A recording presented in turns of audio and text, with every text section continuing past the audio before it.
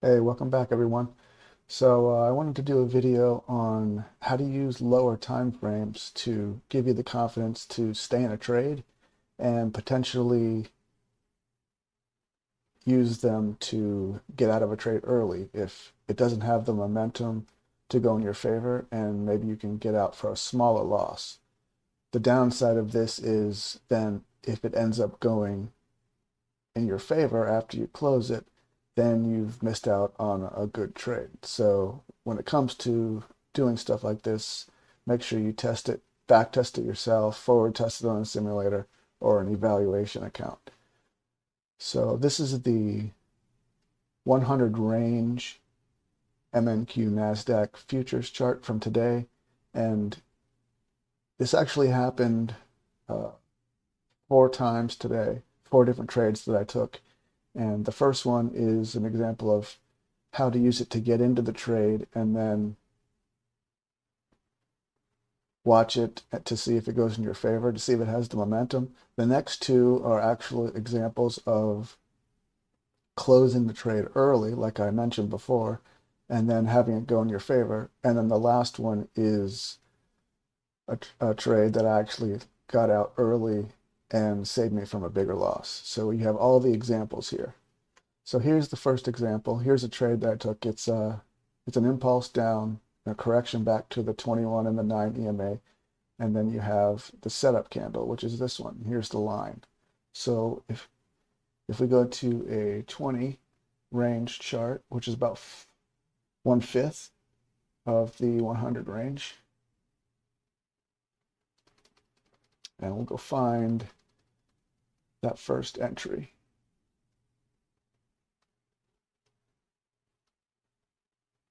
So here it is. So what I do is I wait for the candle to close on the main time frame, but I want to see an impulse down or at least some momentum and pull back to the EMA and then a break of to the downside. So that happens here. You have an impulse down, pull back. Here's where the bigger candle closes. So that's where I actually got in.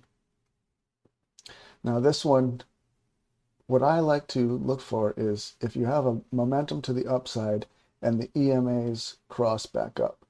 Now in this case, I stayed in the trade because this high here was never broken. And then what do you have after that? A big move down, and the EMAs just keep going. No more cross until way down here. Now I got out at a 1-to-1. I didn't get all of this. So there's an example of having the confidence to get in the trade and stay in the trade. Now here is the next trade I took. And that one is here. This one right here. So you have, this time it's a 3-wave or 3-candle formation back to the 9 EMA, and then the signal candle is here. And so I would have gotten in at the line after that candle there. So we'll go find it on the 20. And you can use this on Renko charts too, on NinjaTrader. I had a commenter on one of my videos ask how I used the lower time frame, and he mentioned using the Renko charts on NinjaTrader. So shout out to him, and he gave me the inspiration to make this video. So here's that next trade. Now, this is a trade I got out early, and then it comes back down and then runs all the way. See the EMAs, once it crosses back down, you have an impulse down, under, pull back, and then it's gone. So I should have stayed in this trade, but because this was so corrective, so it comes down, impulse, correction, and then it doesn't go. And it doesn't even give you another bigger correction, and then it goes, you get a 3-wave move here, the trap, then it comes down, then it comes back up, another 3-wave move, an impulse, a 3-wave move, and then here is where I got out. So I got out for a small loss, only about maybe 10 or 12 points, because I thought this high would be violated and taken out. So this is a time when it would have been okay to stay in the trade. See, I don't know how to explain it, see, because like I said before, if you get out and then it runs, you're going to be upset. So definitely test this, back test it. Here's the next trade here. This is another one of those. It looks like a three-wave move, an impulse, correction, and then up. It violates this.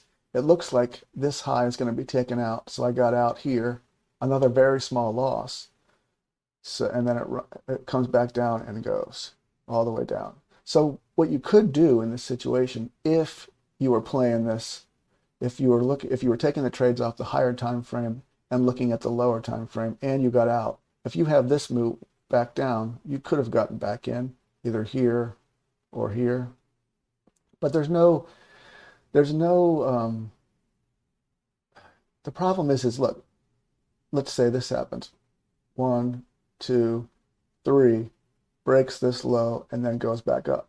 The reason I got out here is because it was so corrective and there was no impulsive wave like this. So another trade that I took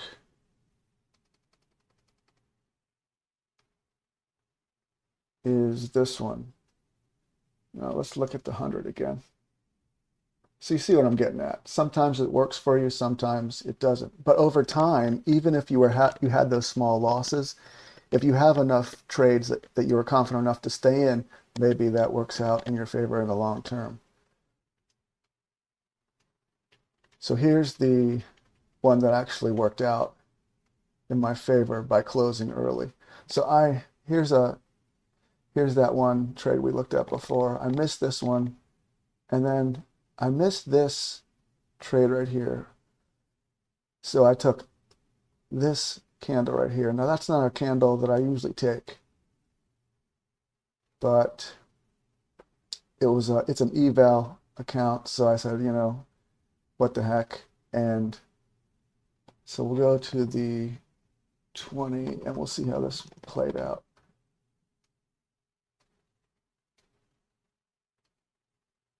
So here's that first candle. So here's a great example. I didn't even notice this before. In the beginning of this video, I said I like to see an impulse down, a correction, and a break. So this doesn't break. So this would have kept you, looking at the lower time frame, would have kept you out of this trade and getting up for a full loss there. I took this one. You have not really an impulse, corrective move. Then you have a corrective move up and down. Then you have the break here, but I like to wait for the smaller break. It breaks and then it comes back up. It crosses, the EMAs cross, and then you have a pull back to the EMA, and then it takes out this. That's where I got out. So I saved myself about, let's see, that was at 707, and that's at, so I saved myself 7 points. So instead of a 20 or 25 point, so I think so it's a 100 range. So 25 point, I saved myself 7 points. So that's pretty much what I do is when I look at the 100. This works to other time frames too. Like if you were on the, like we're on the 20 right now. So let's see.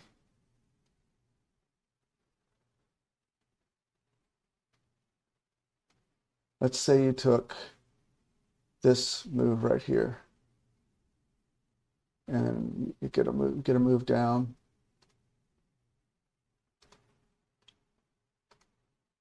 Put that horizontal line. Let's go down to the 8 range.